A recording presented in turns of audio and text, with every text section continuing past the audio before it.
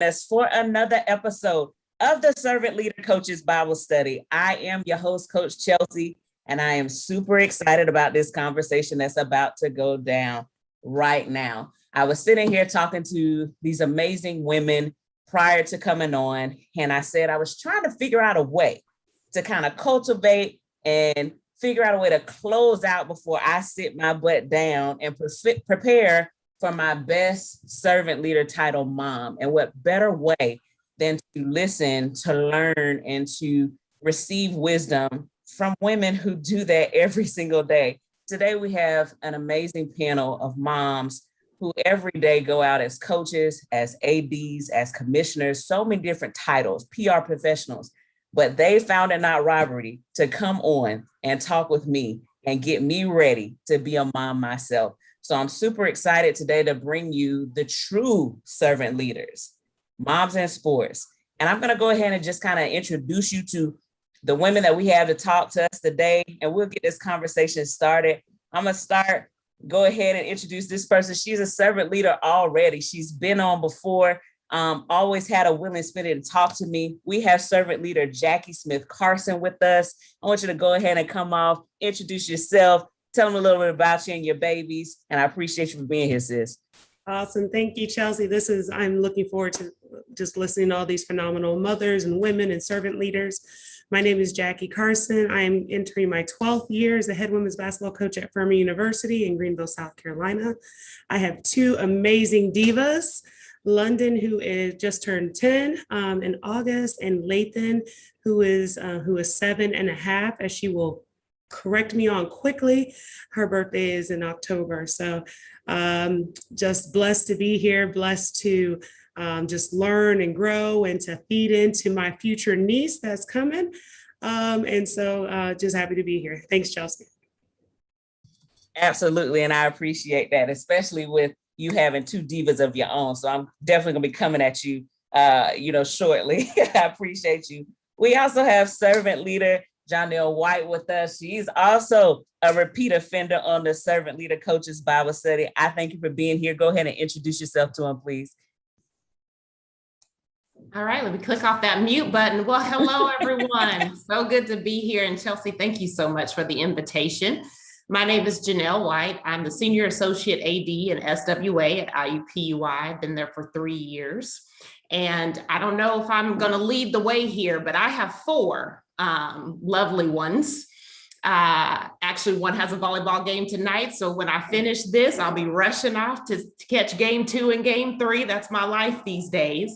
But I have 3 girls and a boy. So Micaiah is 14. That's my oldest. I have a 10-year-old Jalen, an 8-year-old Layla, and a 5-year-old Deuce. He came in, the boy came in last. Finale was going to be his name, because I told my husband, you have one more time after Layla. And he did it right. So we had our finale son. But again, just excited to share this time and space and learn from all these other phenomenal women. For sure. I appreciate that. And I'm gonna take that as a positive, because I was sitting here, I say I want to, and I want a boy. So I'm gonna hope that rubs on off, but we're gonna see. I thank you for being here. Next, we have none other than Kelsey Rogers with us. I appreciate you being here, sis. Come on off and introduce yourself to our listeners. Hey, Chelsea, thank you. My name's Kelsey Rogers. I'm the Senior Associate AD and SWA at Georgia State. I'm going in my 13th year here, and I have 3 little ones. So I have twins that are 4 years old, girls, Sage and Zoe, and I have a little boy who is 1 year old, and he wreaks havoc. So not sure if you want the boy first. It might stop you from having any others after that, but I'm excited to be here and learn from everyone. I appreciate you, sis. And the funny thing about that is that's what everyone tells them. They're like, okay, until you have one. Next up, we have another one of the divas on here. I just watched her for a while, finally got this thing to connect. We have my servant leader, head coach at Jackson State University, Tamika Reed. Come on off and say hello to our listeners. Hello, everyone. I am so thankful to be here tonight. I am Tamika Reed, the head women's basketball coach for Jackson State University. I am entering my 4th year here at Jackson State, right in my hometown of Jackson, Mississippi. And I have a son who's 9 years old. And he's very dear to me. He's my right hand. He's type 1 diabetic. And so he stays with me. I coach him. I coach and traveling teaching mom. So you can call me Dr. Coach Reed. Yeah, I love it. That's it. And one thing you learn is you moms, y'all wear multiple hats. And that's why I'm so impressed by it and so thankful for it. So I thank you for being here today, sis, for sure. This one right here, Lord knows I love her. She's been another one of our servant leaders, definitely crossed paths, even because she stepped through my alma mater, Livingstone College, but currently at Georgia Southern. Come on off that mic. We have servant leader Anita Howard with us again. Thank you for being here, sis. I see how you threw that HBC love in there. I had to throw it in there. I had to do it. No, Anita Howard. I'm going into my 3rd year at Georgia Southern University. I have 3 beautiful kids. They're all taller than me. So I'm the youngest in my household as far as height goes. But my youngest is about to be 20 this year. He's 19. He plays soccer. Jason, my middle child, who is our diva, Fallon, she turned 22 this year. And then our oldest, who think he is a grown man, he's living out in North Carolina now. Little Theo, he's 24. And so that is the Howard clan. I love it. I appreciate you. Another repeat of our servant leaders. I love this lady. Just such a calm spirit, amazing spirit. So much going on with her. I said, I know you're tired. So I hope you rest after this, sis. But thank you for coming back on. We have servant leader Jackie McWilliams with us today. Go ahead and come off mute. Let them know where you are, what you're doing, and how we have you on here today. Thanks, Chelsea. Good to see everyone. I'm in Charlotte, North Carolina, the commissioner of the Central Intercollegiate Athletic Association, known as the CIAA. For life. For life. I'm going in my 10th season as the CIAA commissioner. So quite exciting to get out of this, whatever this thing we're in, but to start season over. So I commend all of you coaches for what you're doing. I have 1 and no possibles and a dog. Simone Marie is 15. She's in the 10th grade. She is my joy and pride, all that, and then some. She was an alien for about 2 seconds, and she came back out to real life. And so I'm really enjoying watching her blossom. And so I'm looking forward to having some greater conversation on this journey of being a mom and being a professional, no matter what your title is. I love it, for sure. I appreciate you so much. Next up, we have another one who's been on here. Y'all, she's been having me chuckling all day, and I really appreciate it. We have servant leader Tamika Smith-Jones with us. Come off mute and say hello to our listeners, please. Hey, Queens. Nice to see and meet some of you all. Very honored, Chelsea, to be a part of this esteemed panel. I'm Tamika Smith-Jones. I'm the Chief Operating Officer here in my hometown, Atlanta, Georgia, hooty hoo, at Kennesaw State University. I have 2 darlings. I call them my best work because although we do a lot of work in college athletics, I try to make sure that I do not neglect my pride and joy. And so I have Tamaya, who is my mini-me. She's a 13-year-old 8th grader, so moved her away from her friends in California. So, I could use all the support and prayers as possible for 8th grader. And then my son, who is following in his mom and dad footstep, HBCU, Clark Atlanta freshman, T-Micah. And so I'm excited about learning from you all. So many of you I've already taken a lot of notes from. Jackie, I see Ingrid is on as well. So I'm looking forward to, and I have no possibles either. So thank you. Y'all are tickling me with that. I love it. Thank you so much. Next up, we have, oh my goodness, this is my sister. I'm telling you, I feel like I've known you my whole life. Definitely a servant leader already. So many hats that she's wearing, but she found it not robbery to be with us today. We have servant leader Jessica Kern Huff with us today. Go ahead and come off mute and say hello to our listeners. Hey, ladies, it is Wow, it's full circle to see all your beautiful faces. And Chelsea, you know how I feel about you. I'm so excited about this next phase of your life. I mean, I think I can speak on behalf of everyone and say that we all think you're absolutely amazing. And I cannot wait to see just what God speaks through you in this next journey of life. But I am Jessica Kern Huff. I am the CEO of the Jessica Kern Foundation, and I have to get used to saying this, so I'm going to say I'm the First Lady of Marshall Football here at Marshall University in Huntington, West Virginia. And I am mom to BJ. He is a 9-year-old, although if you've seen him, he looks 13. We, as of today, are 5'3" and 130 pounds. So hopefully he'll be on somebody's roster doing something someday soon. But again, as a mom, I think my best title and what I've learned from literally every woman on this call is being a servant first. And I just really appreciate you having me. This is a full circle moment for many reasons, and I'm really elated to be on this call.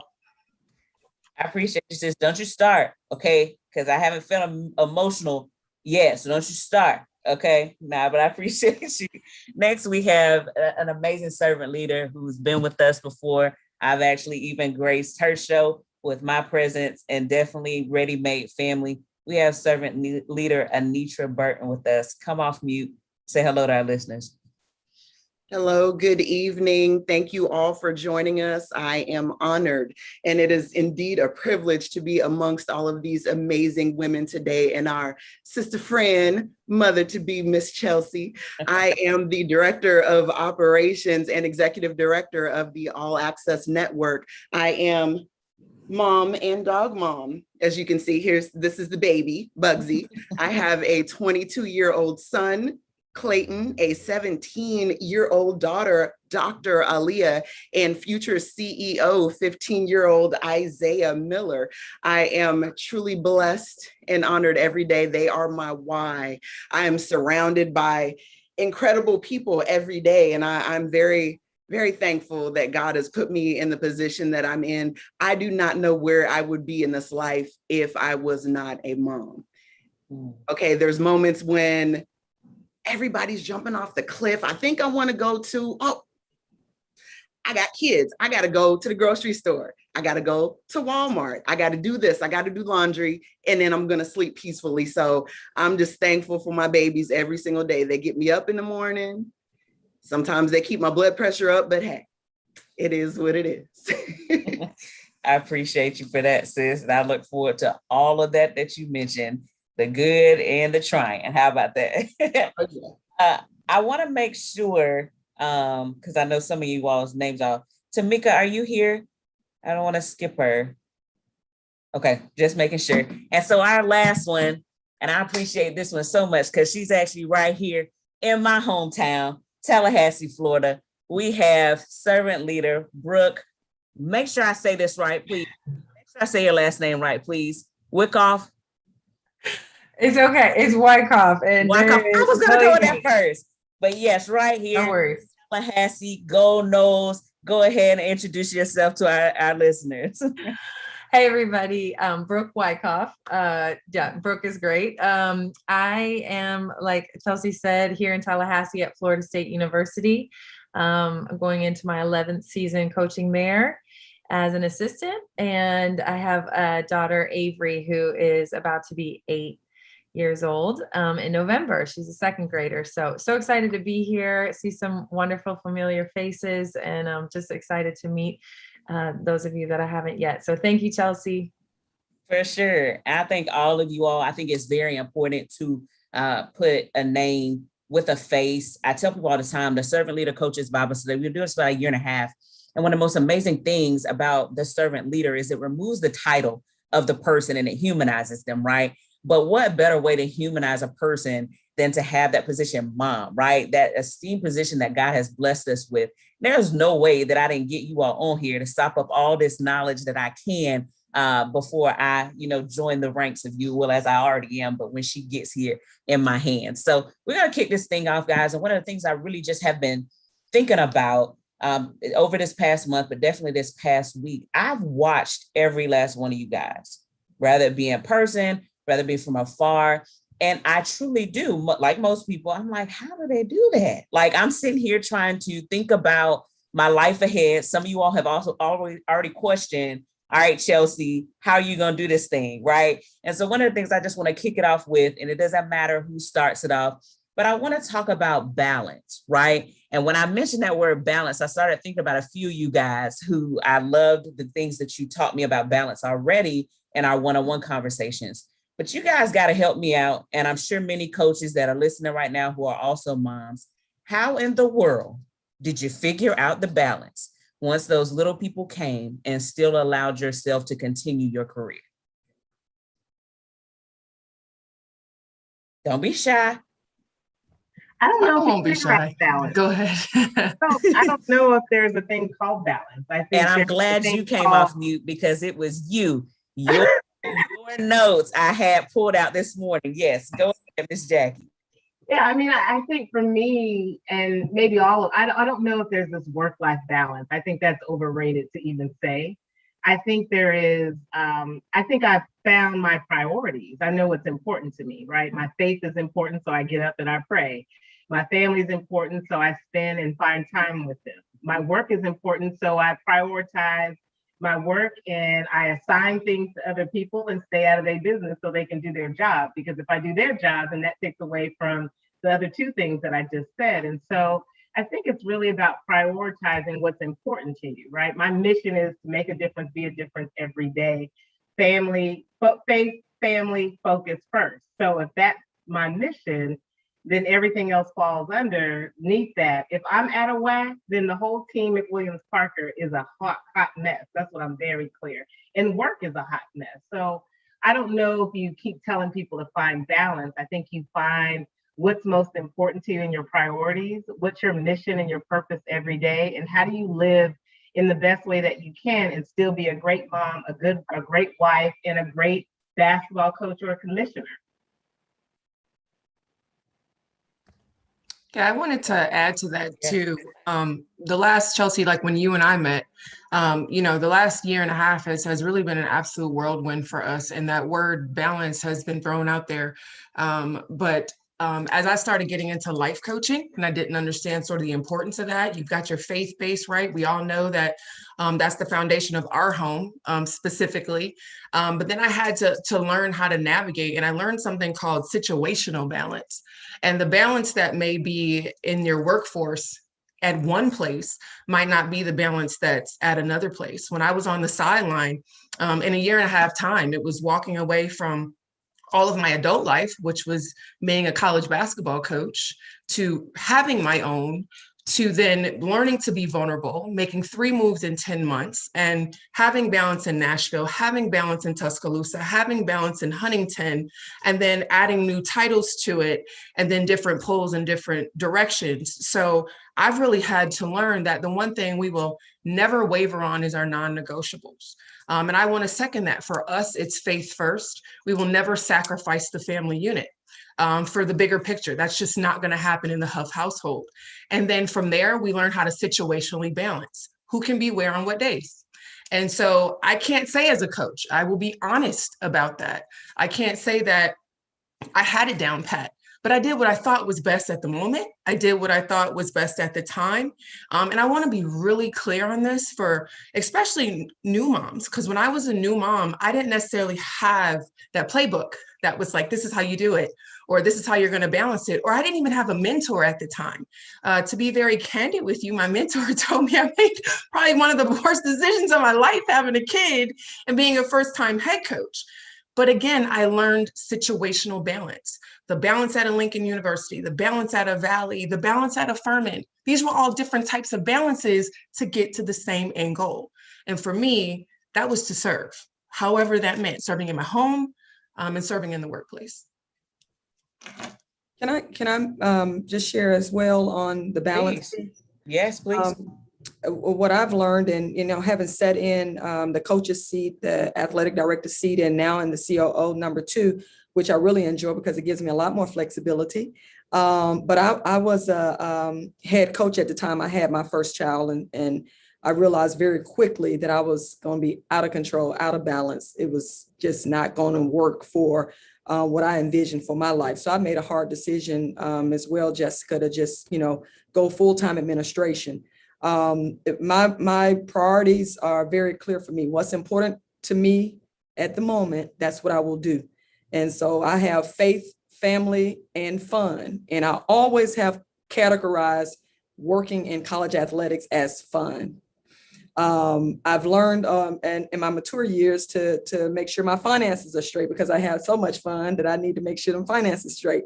And that the finance piece is important. I've invested at a young age because of what my parents instilled in me. But also when it comes to, some of the jobs and roles I've had that I couldn't, necessarily balance as well as I wanted to, I've delegated a lot of responsibilities as a mom. I've hired chefs.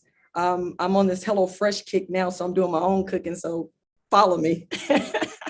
But I've hired chefs. I've always had a housekeeper.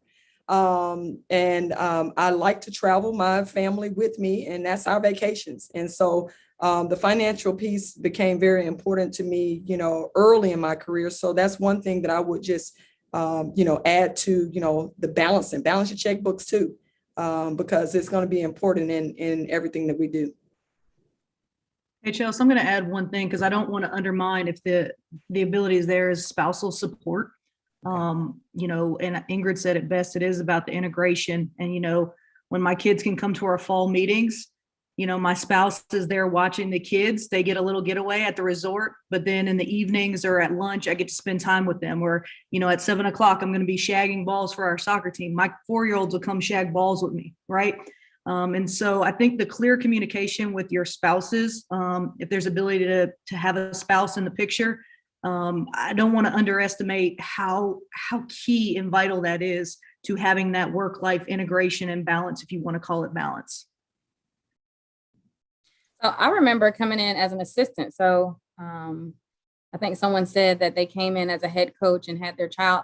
You have to also, as an assistant, know who you're working for and what they stand for. I think I learned that early on, being a single mother at first before I met my lovely spouse, is how to figure out, how to do it, but who also is going to be in your corner. And so who you're working for. So as a head coach, when I became a head coach, I wanted to make sure that if I hired someone who had a family, be it a female or a male, that had children, that I was understanding, because I know the things that I went through as an assistant with the boss who, wasn't about that family environment that, like you said, Kelsey, the incorporation, allowing your kids to be around. I think it's huge. As coaches and even as administrators, we always talk about, having a family atmosphere. But what does that look like if you're always having your kids away from your job? And so the biggest thing I think that has helped me is we always put God first, and then family. Family has to be around all of the time. And I tell my staff and my players, family should come first in y'all's life too. So if you have something, some coaches think I'm crazy for allowing my players to go home different times for family reunions, but I think it's important, because it is just, this is a job. Yes, we have fun coaching, sports or being around sports, but if that AD lets you go, then the family's going to be there to have your back. And so I think the biggest thing is we say it and preach it, but we also have to show it and live it. I love it. Go ahead. Yep. Go ahead, Nisha. I would add to that as well.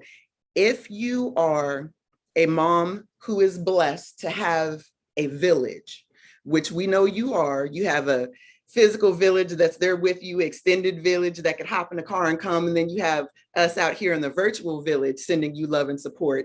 If you have a village that you can trust, that you can lean on, that that prays for you, that loves you, and that will love your child just as deeply as they love you, if not more so, lean up on that village.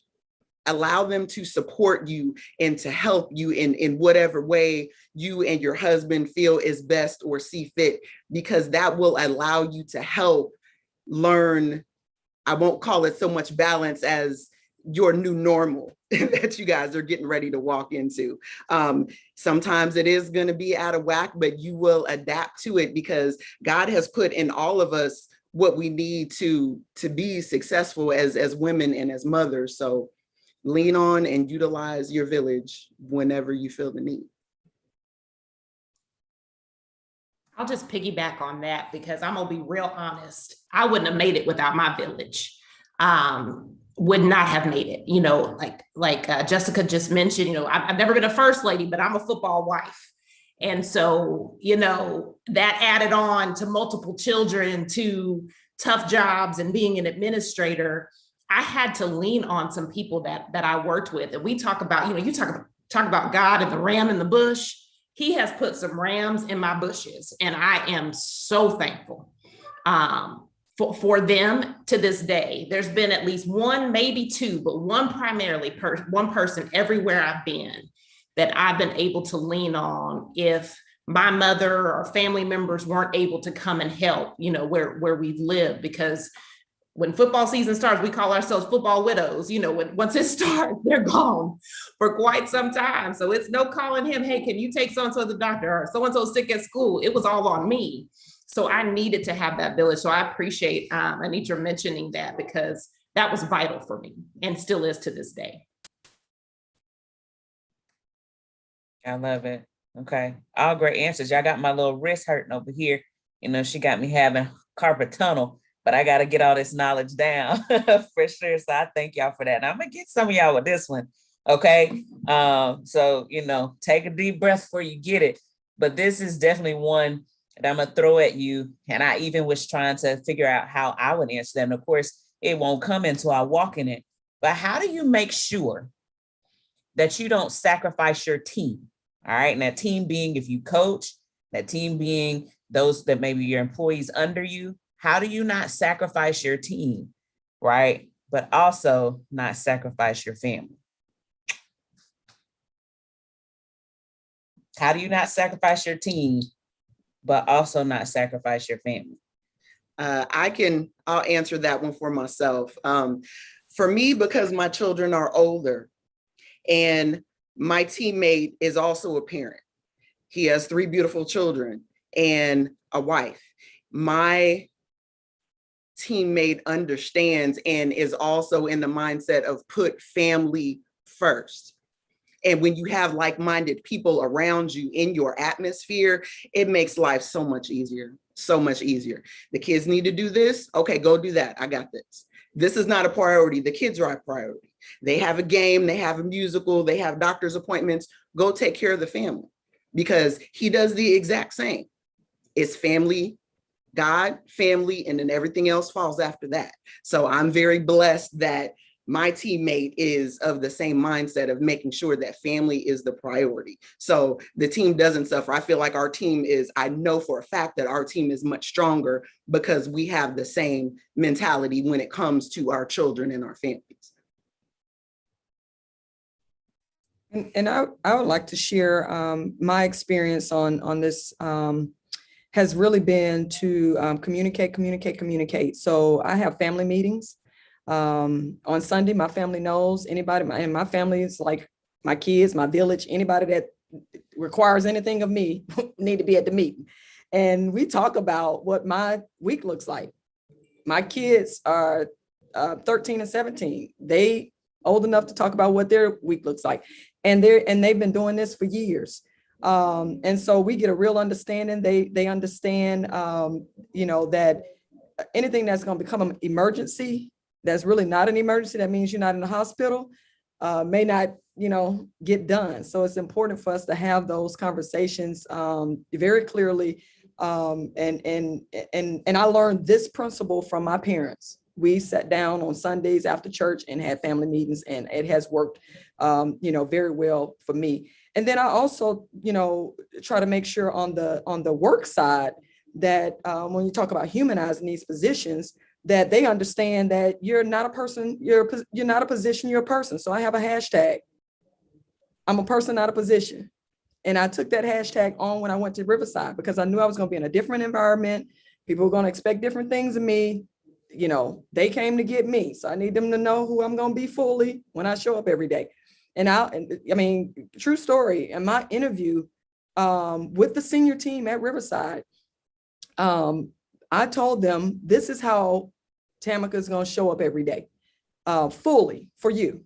if we got to have a meeting at 8 o'clock every morning, and I've got to get my kids, to school at 7:30, and you all can have this 8 o'clock meeting at 10 o'clock or 11 o'clock because we're gonna be here until 8 o'clock at night. Have some consideration for a 12-hour day. We do it all the time, but it was just one of those things before I even got the job that I had to make sure they understood exactly my priorities. And that was, making sure I'm not on two wheels driving my kids into school. I may want to get out and walk them in.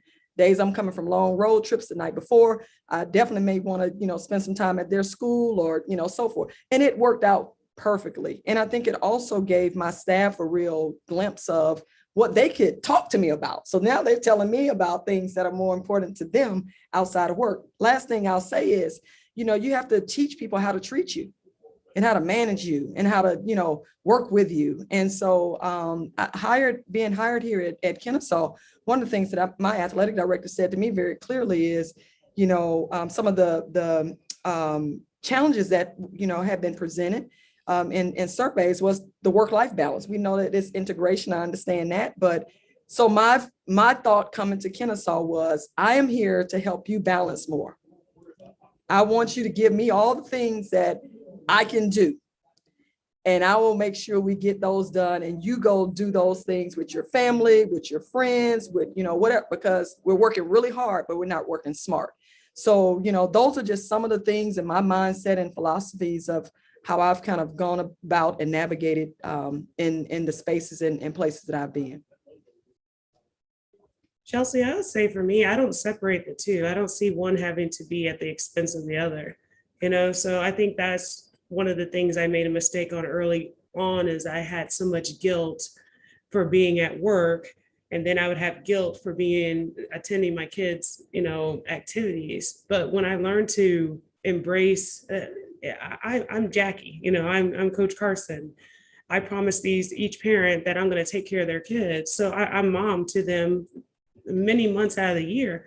I see them more than their parents from freshman year to all the way to their senior year. So I take that role on as the mom. My team has so many mama rules. It's absolutely crazy. Text me when you leave, text me when you get there, and they know they have these rules. So I don't separate it. And to me, I think it also shows, I take a lot of pride in showing our young women on our team what this is supposed to look like. So they're coming to my kids' soccer games with me. My kids are at the games. They see the balance. That my kids also see what I invest in my team. They see that mommy is working and they see what that looks like. And sometimes one has to be at the expense from a time standpoint, but it's not the expense of what it means. I'm never going to miss certain aspects of my kids. And I'm the first. I do my own schedule, like the facility schedule, because I am quick to organize practice around London soccer game. I am quick to organize, are we going to be off because Lathan has a tournament? And I don't apologize for it whatsoever. I say in my recruiting skills every single time, at the end of the day, I want to be a better mom than I am a better coach. But that mom also includes being a mother to your daughter while your daughter is in my care, because then I become a better coach. If I coach each one of these young ladies like they're my own daughter, then I become a better coach. And I see their point of view a little bit better. So I don't think one has to be the expense of the other. I think who you authentically are is going to show through in your job. It's going to show through as a coach. It's going to show through as a mom. And you don't separate those. I think it makes you better when you're able to show some of your coaching attributes to your kids. And you're definitely better when you're able to show some of your mommy attributes to your players. So I don't think you have to sacrifice one or the other to be really strong at them. You hit it on the head, Jackie. Hit it on the head, yeah. And for me, when I recruit my players, I always tell them I'm a mom, I'm family oriented, and they understand that.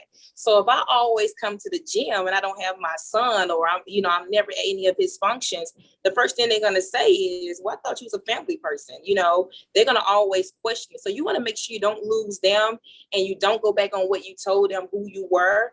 And then again, when it comes to my son, I involve him in everything. Again, he's always with me with this COVID and being a type 1 diabetic. So he's always with me. So when we do team building activities with the team, I'm doing something that he wants to do. He's having fun with them as well. And like Jackie just said, for the players to see you being a mom and you making it happen. And, you know, my son, he thinks he's my associate head coach. You know, if I introduce my staff, he's like, Mom, what about me? You said I'm the associate head coach, you know? And so I have to introduce him as such. And the girls love him. And if he's not with me, they're worried. Where is Carlin? What is he doing? So just bringing them together and not separating them, not sacrificing one for the other or vice versa, but just doing everything collectively. I think it just shows a united front, and it shows about who you are, mom, coach, friend, anybody. And I tell my players too, again, y'all, when it's late, text me, call me. I want to know, you know, don't feel like you can't bother me. You know, call me anytime. I'll pick up the phone as if you were my own child. So just having both of them collected together, I think it's not a sacrifice. It's just what we do. So now we see how you win all them championships. You got an extra coach on staff. Right. I gotta agree. I think Jackie, you hit it on the head. I always say inspect what you expect. And so it's about being consistent. Who you are at home should be who you are in the office. There shouldn't be a change up, a switch up. And so with this Generation Z, they want to see consistency. And so they're going to see the disciplinarian that my kids see. They're going to see the love, the different little coddling that I might show my husband. They're going to see that. And, so I don't not give my husband a hug or kiss or whatever, because they need to see that, because some of them are coming from single parent homes or, different types of homes. And so I want them to see what my household looked like, because there are different types of households, but you have to be consistent. I genuinely believe you have to be consistent, because if you try to switch up, they're going to call you out on it. Chelsea, I love, to me, it's like creating culture, right? You're creating culture in your home, you're creating culture at work, and you're bringing all that culture together. So as the CEOs of our own homes, or co-CEOs, or whatever you are in your homes or at work, we are leading by example every day in creating culture. So what my staff sees and the expectations they have for me, I have the same for them. If men on my staff, is it Mother's Day? Did you get your wife something? Birthdays, are you missing birthdays? Do you need time off? Are you well? How are your kids doing? Like, we're involved and engaged in everybody's life at work and at home. And it's called transparency and vulnerability. If you're not transparent or vulnerable enough to allow people in, then it will be separate. But you got to be open enough to let students or your players come to your home, or see you kiss your husband, or watch you hold hands or hug a little bit, or discipline your children like you discipline them. I mean, so some of it is you're truly leading by example as a mom, as a coach, as a leader. It's all the same, right? It's just different circumstances of leadership that you have to sit in those roles in. And it's about creating culture. You want good culture, then be a good leader at home and in the classroom. And so, like, if my children, they're a little older, if they come to practice, whatever I'm doing, I'm going to walk off the court, give them a kiss on the cheek. I'm going to always do that. Mm-hmm. But if I'm in a meeting and my players come by and pop in, they know they can knock on the door. Hey, coach. So it's the same, yeah. I'm not too busy for my children. I'm not too busy for my players. And they both know that. Yeah. Chelsea, one thing that I had to learn, and Jackie talked about it when she talked, was I had to find out, it took some time, like what I can handle with the integrating. I love when I can handle having my daughter while I'm coaching. There was many times, especially when she was a baby, that I couldn't do it. I was not being a good mom, and I wasn't being a good coach, trying to do both at the same time. So being able to live those experiences, figure out when you can do it together and it's working and it's flowing and you're being your best self in both roles. But also, like Jackie said, being able to separate the two and say, no, this is the time where I have to be a coach.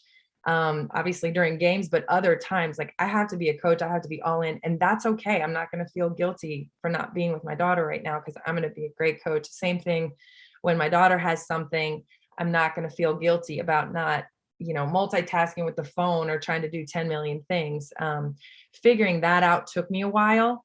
And I find, she's 7 years old. I finally feel like I have a good balance of knowing hey, right now I'm going to be a great coach and I'm all in, and she is always a priority, but I'm here now. And then, like I said, the cherry on top is when we can integrate it all, when we're all together and it's flowing. But that wasn't always the case for me. And I think that's a great point that Brooke makes for you, Coach Chelsea. My mom always told me in those first years, like, the kids will get older. You will survive. You will make it. I mean, that is a big deal, because now it's like you just tell them what you want them to do at 13 and 17. So I don't know what that sweet spot is for everybody, but around 4 and 5, and boys are easy. Yeah, that's my perspective. Girls, they challenge you. They're like grown women when they come. So come on, sis. I'm having a girl. That's a whole girl. Don't ask the whole question. Go and ask the other question. I'm just saying. I'm just trying to set you up with you. You much just got me with the girl part. I'm like, this a girl, sis, just in case you forgot. I love it. I appreciate that. Like, I'm telling you, y'all hitting the ground running over here for sure. And I definitely, hear you on that. And I think, the biggest thing that all of you all said has come together, and I'm sitting on that, because I think, as with anything, sometimes we magnify a position, and it's like you said, you're like, I'm just Jackie.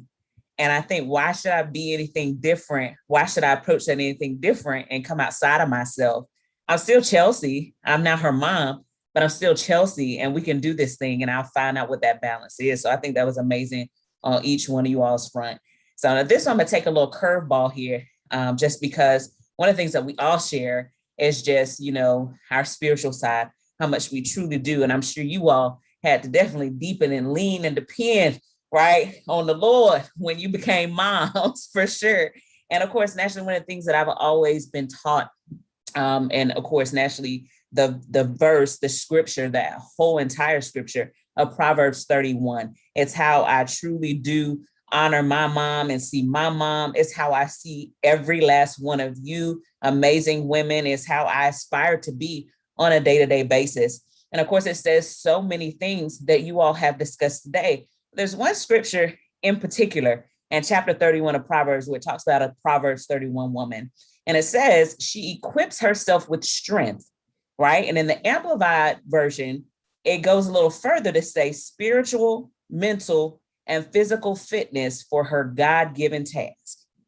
So my next question to you all is, in obtaining that Proverbs 31 woman, task, demeanor, heart, spirit, how do you replenish, refuel, and keep your mental health and mental space intact when you're trying to handle and do it all and keep it all in the middle of the road, as my grandfather used to say? I'm gonna give a quick shout out to Tamika Smith Jones, because her videos of her working out are what inspired me. Because I'm gonna tell you, before COVID, that's probably the one area where I struggled. I'm about keeping it real, y'all. That physical side, it was in the back. I tried to keep my spiritual side and my mental toughness, all of that there, but I struggled on the physical. And it was amazing when I started to work out, when I made time. Not found the time, but I made time and put it in my calendar and put it in my schedule, that I started to feel a whole lot better. And I didn't, my energy didn't deplete as quickly as it had been. I have more mental clarity, and I could really just hear what was going on and see things a different way. And that may seem a bit extreme, but when I found that physical side, it was very important. So that's a great question. But like I said, I'll be honest, I lacked in some areas there, but finding that and making sure that you make time for yourself. You have the time. I promise you, you have the time. You just have to make yourself we talked about priorities. Make yourself a priority. You was watching her. I grabbed the popcorn and was watching her do her exercise. Good job, girl. Let me just clarify for my sisters here.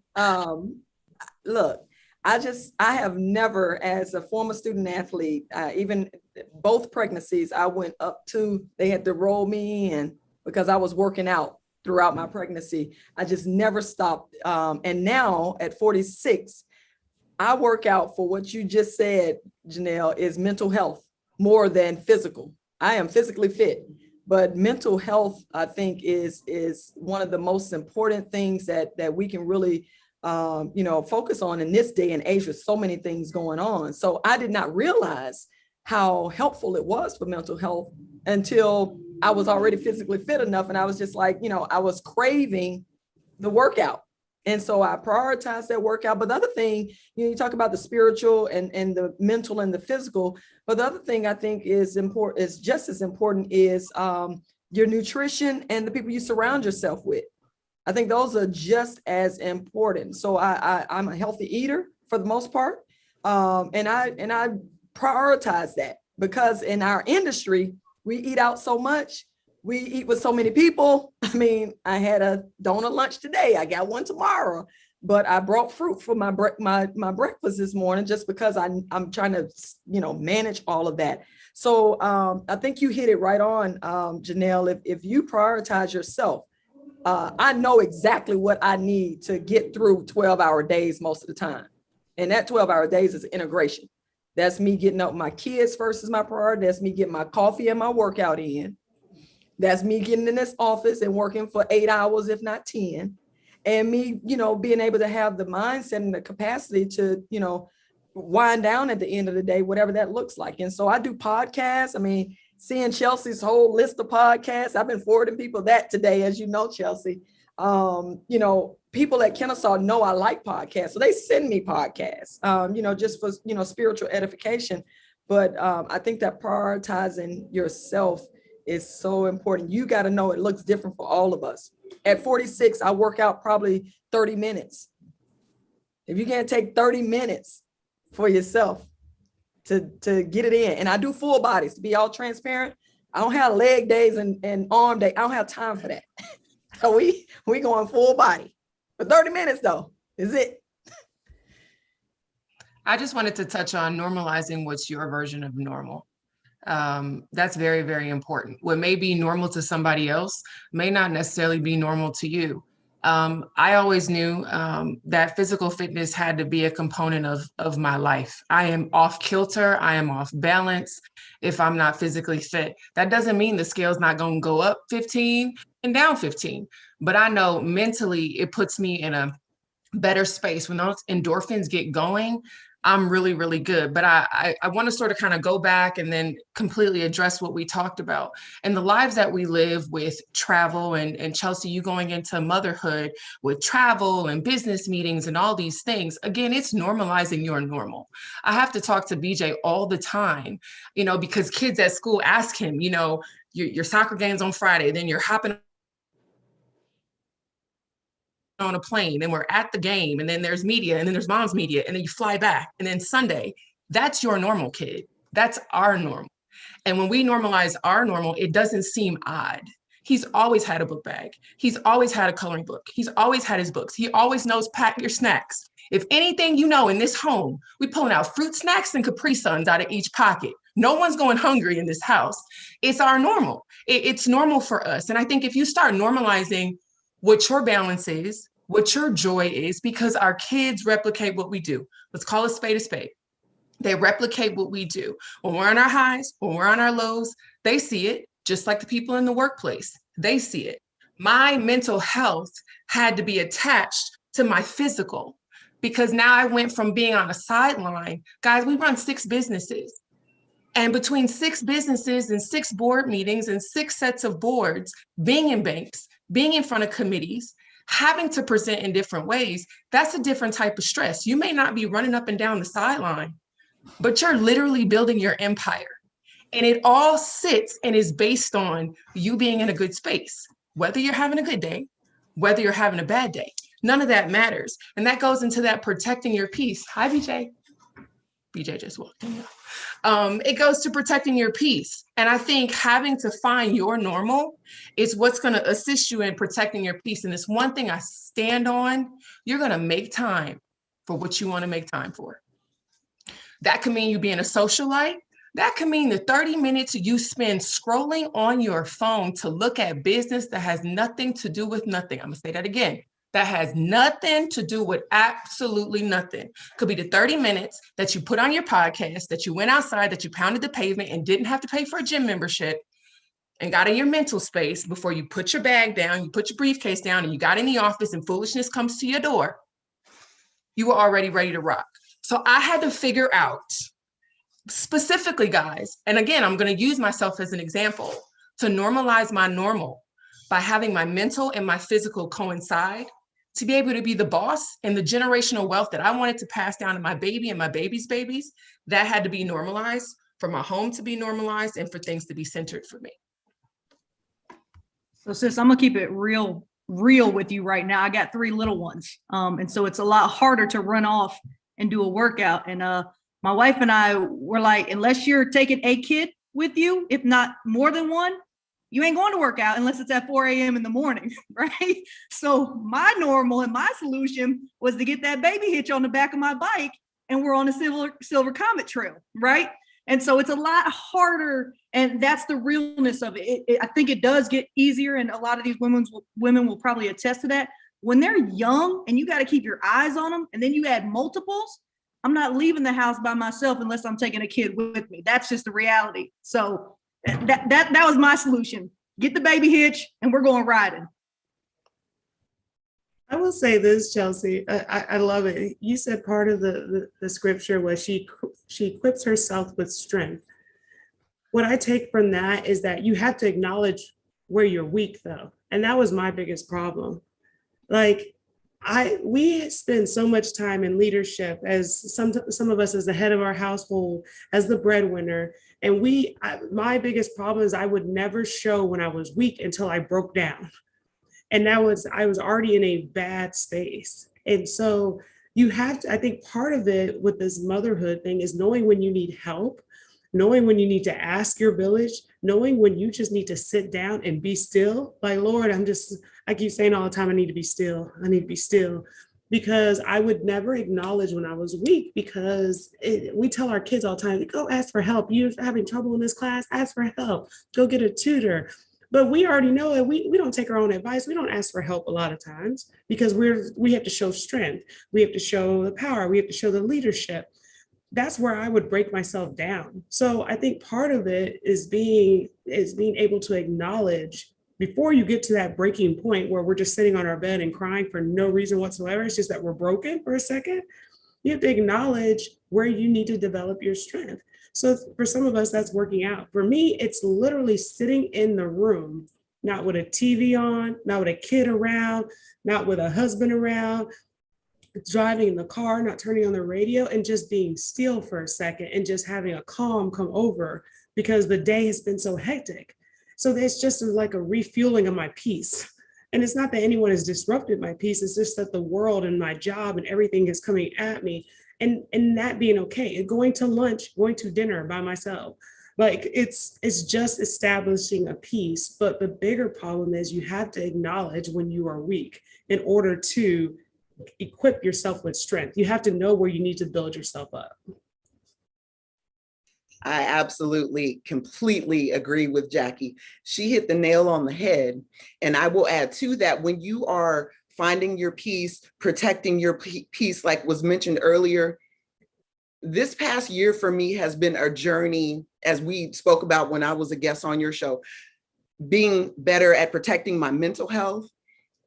I am the best at saying no and not feeling guilty about it as I've ever been in my life. With the kids, I can say no to them all day. No, you're not going over here. No, you're not doing that. No, this, no, that. It comes easy with the kids. You'll learn it when, we'll give you some time, because everything might be yes when she's little and just amazing, but it will come to you, I promise.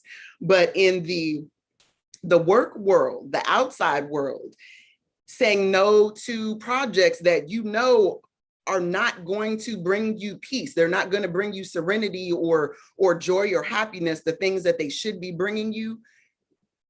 To say no to something and protect yourself in the first place is a beautiful thing. It's a gift. It is an absolute gift. And to do it and not feel bad about it after you do it is a whole nother gift. So that will be my 2 cents in that. Say no when you need to say no. Ask for help when you need to ask for help.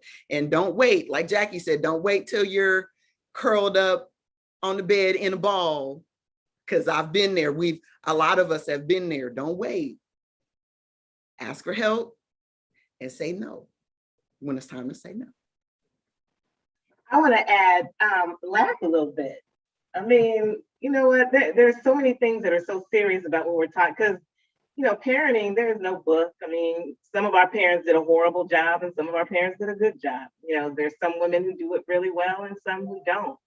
I think when I think about Proverbs 31 and that power and strength, I mean, even today, I'm like, okay, God, I don't know the answer today, but show me what I need to do. Do I need to get up early and take her to school or let her get on the bus? She got on the bus. I mean, you know, be okay with how God responds and stop trying to respond to everything before God responds. That's one thing that I've worked on.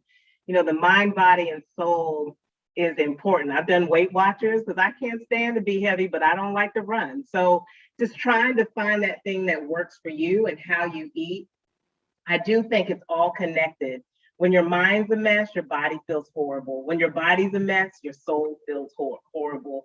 So somehow when you talk about balance, I mean, really, how do you balance all of that to make sure that every day that you can be your best?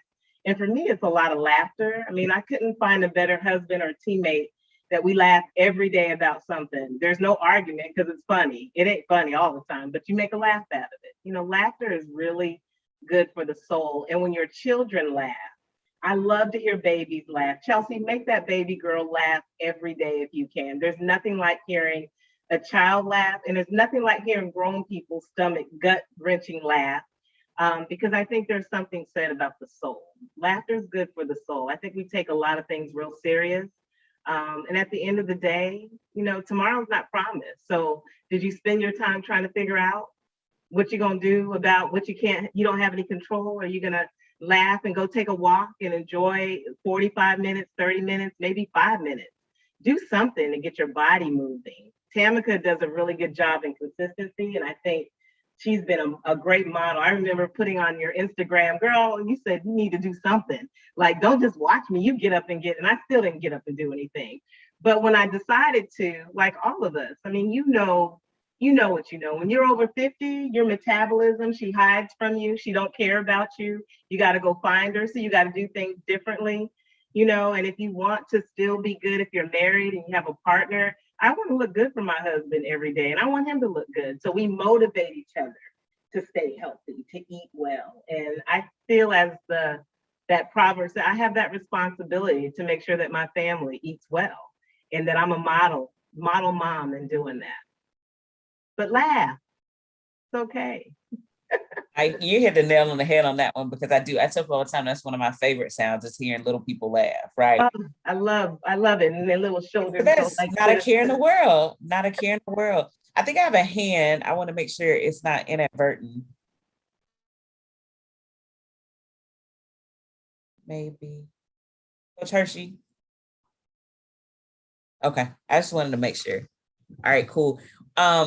Really quickly, let me throw it this way. And Brooke, I'm coming to you because you actually not only are a coach, but you stand in an amazing position, have put together an amazing organization with moms who are coaches. So can you talk a little bit about, one, juggling hats? Jessica kind of went on that a little bit, but what that organization has done to, one, help you and will probably help other coaches who are listening. Could you talk about that for a second? Sure. Thank you for asking. It's one of my favorite things to talk about. And there's so many women on this call that have been an integral part to Moms in Coaching from day one. Jackie, Anita, and it really was started out of the pure, like kind of like you're doing, Chelsea. This is so awesome because you're asking for this knowledge, you're asking for this support, and it's helping us learn. You know, we're further down the road from you. It's helping us learn. I feel, you know, just so fed and built up by this call. And that's what, that was kind of the motivation behind starting Moms in Coaching. And what it is mostly women's basketball, college women's basketball coaches. But we do have some people that are high school coaches or administrators that are involved. And really it's a support group. for moms that coach and kind of do what we do. And that's how it started. Just a chance for me to, as I was pregnant and had no idea what I was getting myself into. Didn't work with anybody that had kids. My boss had never had anybody that had kids, and she was freaking out. So I'm like, oh my gosh.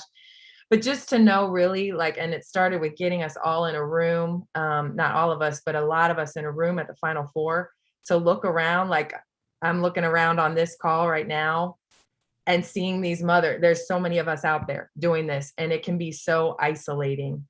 To feel like, am I the only one that feels like I'm just trying, like here's the water, my mouth is right here and I'm drowning, like that's a lot of times how I feel when it's just all like, there's so much going on. But I think of those women in the room from Jackie, if you remember that first meeting we had back I literally just picture those women and I'm like, they're all doing this. I can do this.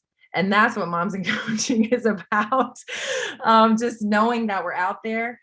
The second piece that has become really clear for me as a mission of Moms and Coaching is to, like we've talked about, Tamika, I think you're the one that said it maybe in the chat, that we can be examples and give people like permission to do this. That's what I want young women to see. And like we're modeling for our players, but on a big scale, that not only the ones that are on our specific teams, but as a culture, as a society, women's basketball, whatever sports, there are so many women doing this, and we need to be seen so that young women can say, I want to coach. I want to feed into the lives of these young women. I don't want to feel like I have to choose. I don't want to feel like, I've had so many players look at me and go like, I don't think I can do what you do. And I'm going, yes, you can. and just being that example as a collective group is another big thing about Moms and Coaching that I would love. So thank you again for asking me about it. And this is exactly this feel that we have on this call is what we want in Moms and Coaching. And I hope that all of you can participate at some point, because we love to have the more the merrier administrators and anybody from any field. No, for sure. And I appreciate you. And I definitely want to do that because I know, even before I knew I was having a little person, I saw the group out there and I loved it. So I knew it was going to be one that I was coming from. Brooke, and also too, can you put that info in the box so that we can have it for the chat information as well? Absolutely. Yeah. Thank you. So I'm going to ask this question. This is another forum question, but I'm going to come to Coach Tamika first with it. And I know that everyone has kind of crossed that path. So sick babies, it happens. The little people get sick. You're in season, you got a deadline, you have a big business meeting that morning, that little person is ill. I'm gonna start with you, Tamika. How do you handle that thing? Well, I think the most important thing is being transparent about your situation and who you are and what you represent. In my situation with my son being a type 1 diabetic, everybody knows that. And everybody knows he's above everything. If he's not feeling well, if his sugar is elevated, they understand I'm not coming to that meeting. If I have practice, I will either push practice back, or I will let my assistant coaches run it, or I will cancel practice. And so, it's very important that, that your child gets your attention, especially when they are sick. But just being transparent and taking that time and taking the time away from work and not feeling guilty about it. Because at the end of the day, if something happens to our kids, this job is going to keep going. They're going to find, if you have to leave and you resign because of whatever, they're going to find another coach, and it's going to keep running. It's going to keep rolling. So that's one of my non-negotiables. That's something I won't sacrifice, the time with my child when he's not feeling well. And with him being a diabetic, at halftime of games, I check his sugar. I give him insulin at halftime. After the games, we go right to check his sugar after games. We give him insulin at the games. And I'm doing that myself. I don't have anybody else doing that. It's just him and I, because he doesn't trust other people to give him shots of the needles. So I'm very attentive to it. And because it goes at my pace, everybody understands, okay, Coach Reed, she's not coming in right now at the game. She's checking his sugar right now. She's giving him insulin. And they are patient with me. because I set that tone. And so I think that's really important, when we have our kids who are ill or sick or diabetes, something like that, you're transparent and everybody knows what's going on with you. I think it goes back to the village we talked about as well, and being able to know that it is absolutely okay to step away when your son or daughter is sick. When it's all said and done, Jackie, I can't say it enough. The CIAA was a family like I've absolutely never had, and that's biological. Let me say that as well. The women that had their hands on my son's life the first 3 years of his life were so instrumental, carrying him, taking care of him on the sideline. What a lot of people don't know, BJ was a 10-pound baby. And with that came a lot of health issues because everything developed way too fast. So he had the adenoids. His adenoids have been taken out twice. He got his tonsils removed before he was 2 years old. So we were in Children's Hospital for a combined total of 4 weeks over the first 3 years, with 1 week of surgery this and 1 week of surgery that. I had amazing assistant coaches. I didn't skip a beat. And when I wasn't at the hospital, Dianthea Forkey was at the hospital. She was sitting there with him. Oh, come on, emotions, don't go there. She was sitting there with him, sitting in the hallway when he would be screaming because they couldn't get the IV in. But I didn't have to apologize.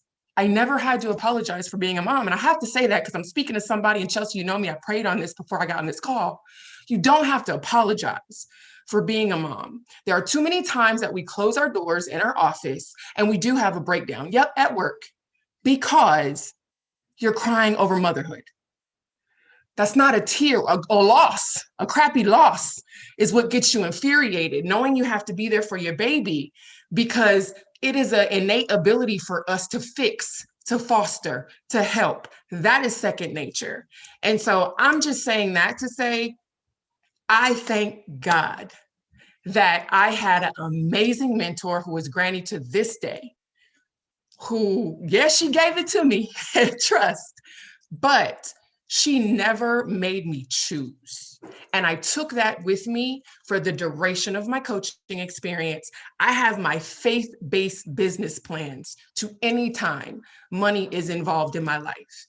Because I need you to know, if you approve this loan, if you choose to go into partnership with this foundation, we don't compromise on our faith. And a part of that is our family. So there's going to be a time where there's boo-boos and there's injuries and there's sickness and there's unexpected sickness. And it's a part of the beast. But it is the most joyous experience that I can say, to hold your baby, for them to look at you back and know that you're always going to be there. So I'm saying that because Jackie's on this call. We've really never had this moment, but I can't thank Dianthea enough for telling me face to face, and her actions and her words coincided with women in leadership. Things happen, and that's okay. And I'd just like to touch on that village piece again. I moved away from my family, my support, to California. Before then, I went to Texas, and my mom was like, what are you doing? And all of your support is here. I'm here. My kid's father's here. But I hit a ceiling where I was. I knew I was looking for something else, and I knew I could do both, and that's be a great mom and be a great professional.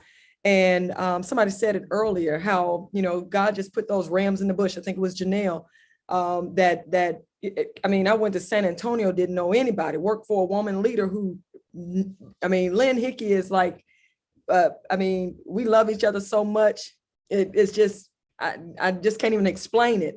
But I, as probably 10 years, if not more, younger than her, gave her permission to be a woman leader in an environment in the boys' world, starting football.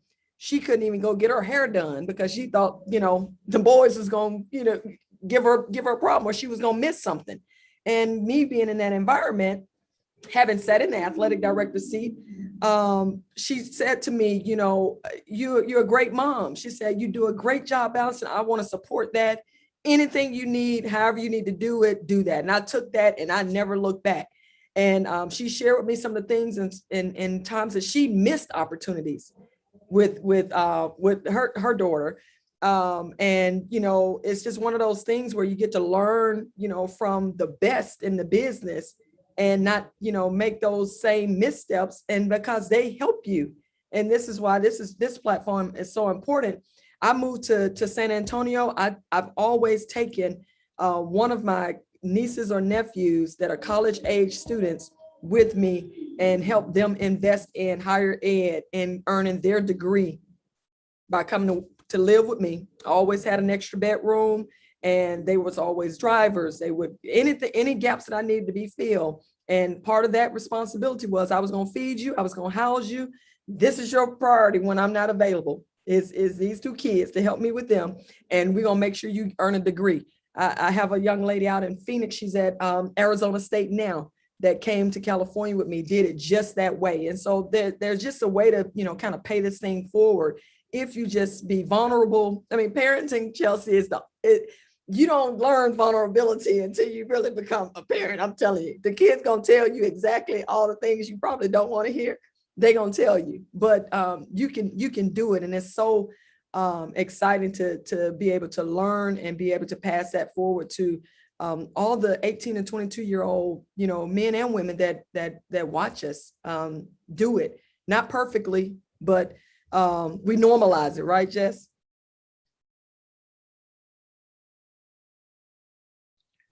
I definitely agree. Now I see you, my other Tamika hopped on. I see the hand. Go ahead. You have something for us? Yeah, you can go ahead on. I'll be quick, and I'll tell you, I got my time zones mixed up. As soon as you I'm down in popped Houston. on, I knew exactly what it was. And yeah, it was. And I was at tennis with my daughter, and I know we're talking about motherhood, but I totally forgot. Baby brain never goes away. She's 5. But I'm a former high school coach for 10 years, and then I coached college the last 2. And then now I run my business full-time, Grit and Grind Athletics, and I work with female minority women. That's my spiel. But 2 things. The other coach, Tamika, said something, and she said, being transparent. And I met with Chelsea last week, and I said that transparency allows you to have allies. And as long as I thought I was Superwoman, everybody thought I was Superwoman too. And it almost killed me. Seriously, it really did. So that's my first thing. And she said something else. See, she set the tone. So I was a coach 8 years before I had a kid. And I was the kind of coach that would stop and drop everything to go check on other people's kids. So I had made tons of deposits in other people's kids. I had shown my level of character and integrity and my heart for serving them. And when I got ready to have a kid, I was very nervous that it wouldn't be reciprocated, because I was on bed rest. And I remember people were letting my program go to hell, right? And I was like, what the heck? And had a dose of reality that that's what would happen if I didn't place myself and my child as a priority. Or if I put the business over my kid, that they'd let it go to hell and get the next person, like Coach Tamika said. So I have faith that eventually, I was nervous a little bit, that I had put enough deposits in other people's kids and just showed who I was, that they knew without a doubt, it was a non-negotiable, that I was going to put my kid before anything else. So that's what I had to add. Sorry, I'm late again. Oh, you're good, boo. I appreciate it so much. It was definitely right on time. But like I said, I knew when you hopped on, I was like, oh, that time zone got her. At least you made it the last time when it was just mano y mano. So I appreciate it. And we're going to start closing up on this. And this has been such an amazing dialogue. I wish you guys could see my notepad over here to the right and then my phone to the left. I had to be doing both, but it's just so amazing, all the things that you've said. And as we close up, there's definitely want to go with this question that I'm going to come at each of you guys really quickly.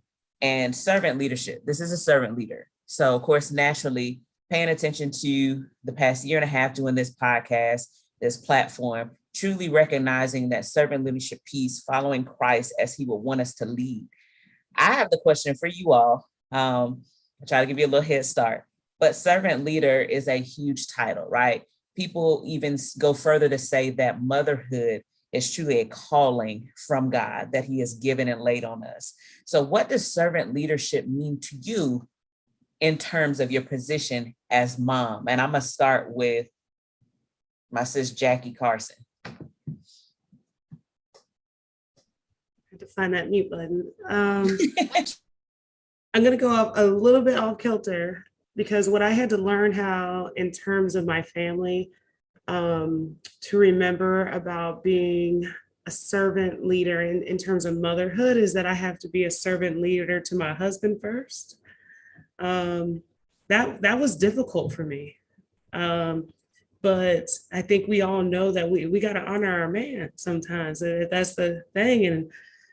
And I didn't do it enough, so to sometimes show my babies what that looks like, I had to honor my man more. So to be a better servant leader as a mom, I had to start being a better servant leader as a wife. We went to a marriage retreat and they talked about how your husband is in front of your kids. And I was like, but I was wrong. Like for me at that time, I had the order backwards. So I think part of it when you're leading a family that's driven by Christ and is that you got to remember that you often have to serve your husband. And to me, that used to mean something different. I was like, nah, he need to serve me, how we think sometimes. But so the servant leader of being a wife, and then I think it just also leads into being, I really strive every single day for my girls to look at me and think I can be that too. So then by the time they get to my age, they'll be better than me, and so like, I want them to see Superwoman, but I want them to see Superwoman's flaws. I want them to see when mommy has to cry sometimes, when mommy is not feeling good. Like I want them to see the whole package. So I think that's and I want to give them everything that I possibly can. If that means spoiling and rotting, I'm going to spoil and rotten. But I also want them to know what it's, I need to teach them, to have a conversation about what racism is to my daughter was the hardest conversation ever. I have to serve them everything on a platter so that they learn how to be absolutely phenomenal, just women in all fronts. And I want them to look at their mommy and say, that is a phenomenal woman that I'm going to model that. So that's my thing. I want them to see it just the same way I saw it from my mom. But I also want them to see that mommy honors daddy as well. So there's my spiel. It's probably too long, so I'm sorry. No, it was perfect. I love it. No, it was perfect. Now I'm gonna go to servant leader Jackie McWilliams for your answer. Yeah, I like how Jackie answered it. So I want to hashtag copy what she said. I do think, if you leaders serve, right? And if you think of, if you're women of God, and you trust the Lord in all that you do, and he's my model mentor. So when people ask me who's my mentor, I say Jesus first, because I think he's the greatest example of servant leadership. And when I think about what my responsibility every day is to my husband, I got a husband, y'all, to my daughter. I just got married 5 weeks ago. So let me have my bliss. My husband, second time around, that's a whole nother, when you talk about, serving my daughter to make sure that she's healthy, right? That she understands transition in the best way, that she knows how to move the room without mommy, right? That's servant leadership, where she knows how we're going to walk in this room, don't ask for nothing, don't do any, smile, and then let's talk about the experience, right? So I think teaching the teacher is servant leadership. I think having a heart of God, when you're having a bad day, you making it about you. My good day is when I make it about other people. And so to me, that's servant leadership. And where my daughter, when I'm watching her at 15, be able, and what I've told her is, if mommy left today, I need you to be able to take care of your best you. If you never saw me again today, can you wash your clothes? Can you love people around you? Can you clean your room? Can you wash your face and clean those things? That's servant leadership. You're training the trainer every day with a heart in mind that they're doing something better to make the world better, not just for themselves, but for people around them. Come on here. I love it. I love it. I'm gonna go to Brooke. What do you have for us, Brooke? It's hard to follow those two. Oh my goodness. No, those are great answers. And I think, yeah, just understanding, like, one of the things that I try to do, don't do it well, is being all in, like I talked about before, where I am right then, knowing that just in life, in the big picture, I am where God has me. You know, if I trust that I'm in the place that He wants me to be. And if I'm there, if I'm fully invested in where I am and not worrying about what's going to happen next or what mistakes have gone on or what's this person doing, and being all there, then I have the opportunity to be available to be the best servant leader, to pour into the girls that I'm coaching, to pour into my daughter, to being fully present and where God has me. Then I'm able to serve, and not be about me, you know, like Jackie just said, just, you know, to being about others. And my best days are then when I'm all where my feet are planted, and about the people that are around me. So golden. Thank you, Brooke. I'm gonna go now to Anitra Burton. What do you have for us? I would say being transparent. On my journey as a child and as a mother, I have learned that it is important for me personally to make sure that I am a better mother than my mother. Not to take anything away from my mother. My mother did the best that she could do with what she knew, with what she understood, the environment that she was raised in and around. I wanted more for myself growing up, and I knew that I was going to want more for my children when that day came, and that day, of course, is here. So I, strive for higher education. I'm a lifelong learner, so I've got multiple degrees now. My kids are looking at me like, do we have to do all that? No, you don't have to do all of that, but do something. We come from a family that values education, starting with me. I am a first generation college student on this side. On the other side, there's tons of us with all kinds of degrees and coaches and stuff like that. But to make sure that my children do see Superwoman, like was said before, I will tackle any problem that is put in front of me and I will stay on it until it's done. But you're also going to see me cry and say, okay, this was too much. What could I have done differently? How could I have done that better? So they're going to see the salty and the sweet. They're going to see the work get put in, and they're going to see the reward that comes afterwards. I don't quit. And I've always instilled that in my children. If you can't go through the front door, go through the window. If there is no window, well, we're going to figure out how to make one, and we're going to get it done.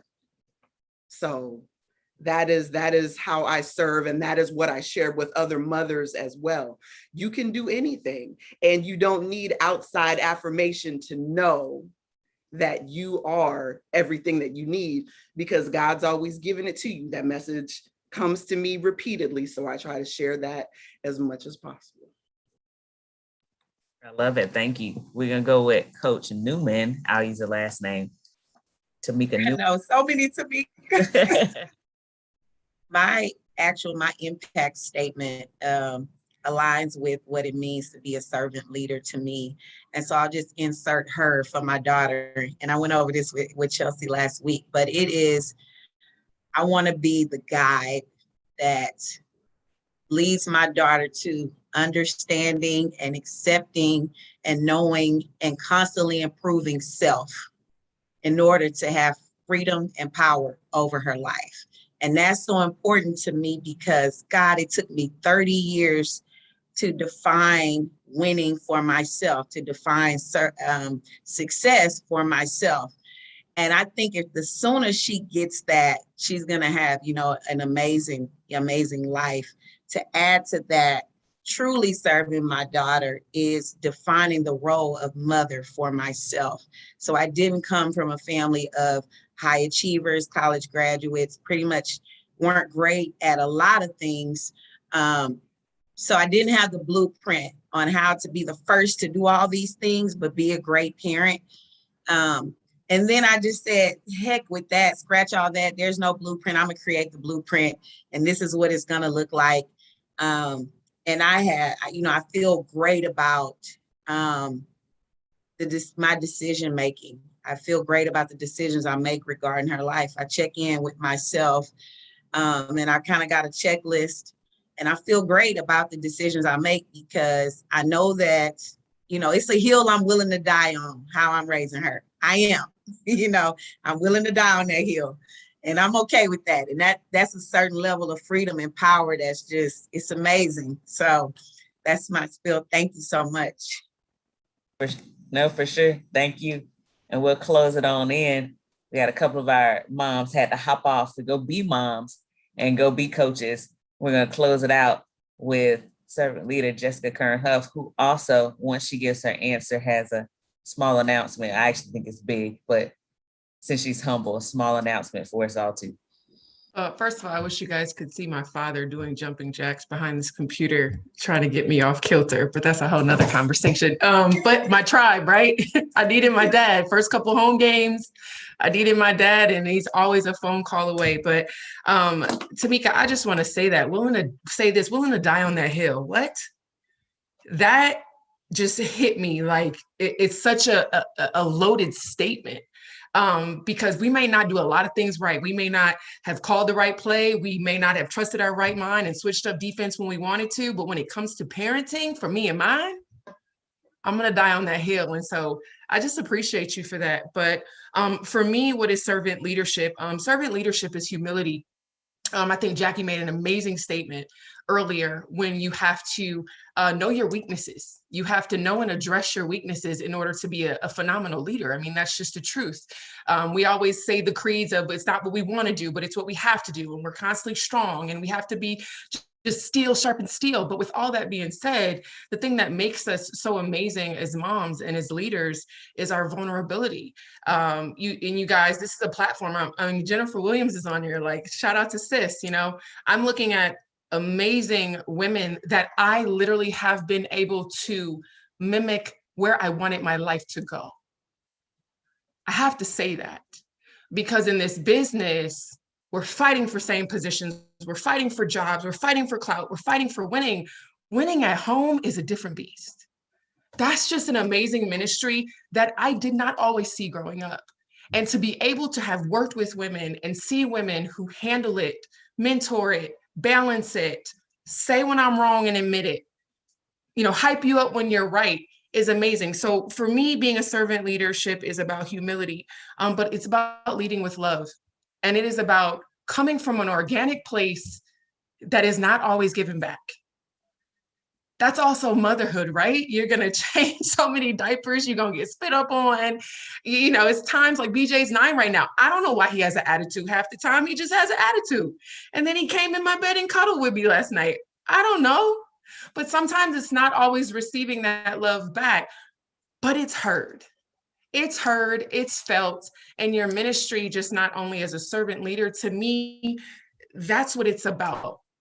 I also, Anitra, had to break a generational curse. I had to be okay with loving and sometimes not getting loved back. I had to be okay with giving my love to someone that looked just like me and not always receiving it back because it's what you're supposed to do. That had to be learned. I had to learn that. But that was a part of leadership and becoming a servant leader. And then my faith. Guys, I'm not wavering on it. And I'm 41 years old. You're never going to catch the kid wavering on my faith again, because that was something that I didn't want to go toast to the line with anymore. My husband always says I wake up 2 ways. I wake up angry because I know I got to fight for everybody to look like me to get what I have. There's 5 of us in that position, but I wake up humble because I know God has given me so much and I can't take that for granted. And so Chelsea, the Jessica Kern Foundation, this, guys, it has been, and because of many of you on this call, I've been able to literally travel. And at this point, we have now an international contract and just speak life into people. And that is providing scholarships for young people. But some people do know this and don't know this. Some of you have donated to the foundation, have purchased Kern Inclusive gear. But what I would absolutely love to do for you and some of the people on your staffs, I would like to give sweatshirts and jean jackets to absolutely everybody on this call. Chelsea is going to get your addresses. Just quickly, these are the jean jackets. They have left foot, right foot. We also have create your own narrative. We have crop jackets, crop hoodies, and sweatsuits as well. So I just want to thank you guys for being a part of my journey. And it means so much because sometimes you don't get it back. I know when I was a coach, I needed to hear, I didn't need your validation. I just sometimes needed support. Well, now I'm seeing young people who are off the court, who need help. They can't afford school. And if I could be that vessel, Chelsea helped me get to this step. And we've been so blessed and people have poured in. So I just want to pour back. So guys, thank you for showing me outside of coaching that my purpose was truly to be a servant. And I'm grateful to all of you. We're grateful for you, sis. Definitely. We appreciate you. I know I'm about to be fine, about to be Dougie. I can't, you know, I tell you my size in a couple of months. We'll see how that works. No, but we really do appreciate you guys, man. This has been amazing. I cannot put into words simply how much I appreciate every last one of you. We had, you know, a few moms had to hop off to be moms, right? The very reason why I asked you all to join me on this call, and I thank you for the sacrifice. I thank you for the words of wisdom. It truly has hit home. And as I sit here, and like I said before we even got on, praying to God, how do I do this to, as you said, Jackie Carson, sit still, be still. It's time for me to be still. But I couldn't think of another way, a better way to do that than this before I sit still and receive God's greatest blessing that he's ever given me. So I thank each and every last one of you all for finding it not robbery to come on here. I know what your plates look like. I know what your schedules look like, but to have the yes that you all gave me and the yes that you always give me, there is no thank you that I could ever give, but I truly do appreciate every last one of you all for being on this call tonight. I really, really do. And I love you. Your new niece loves you from the bottom of our very hearts, big time. Do know that I'll be sending you updates and all that good stuff when she arrives. Brooke, you're in Tallahassee, so you'll probably have a heads up on everybody. But I thank you guys so much for this, big time. I love you guys, servant leaders. These are true servant leaders, moms in sports. We thank you guys for listening, and we'll see you guys